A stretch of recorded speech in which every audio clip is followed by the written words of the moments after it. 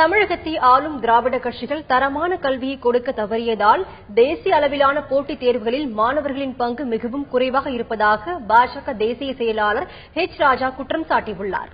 சென்னை தியாகராய நகரில் உள்ள கட்சியின் தலைமை அலுவலகமான கமலாலயத்தில் செய்தியாளர்களிடம் பேசிய அவர் 2015 நடைபெற்ற அகில இந்திய போட்டித் தேர்வில் தமிழகத்திலிருந்து மொத்தம் 82 பேர் மட்டுமே தேர்ச்சி பெற்றிருப்பதாக தெரிவித்தார்.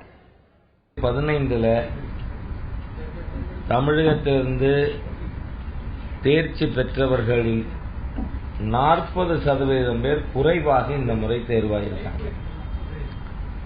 தமிழ்நாட்டிலிருந்து வெறும் 82 பேர் தான் இந்த தேர்தலில் பாஸ் ஆகியிருக்காங்க.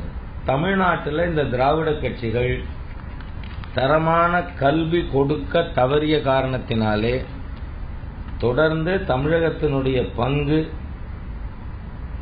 மிக குறைவானதாக இருக்கிறது ஆல் இண்டியா காம்படிட்டிவ் எக்ஸாமினேஷன்ஸில்.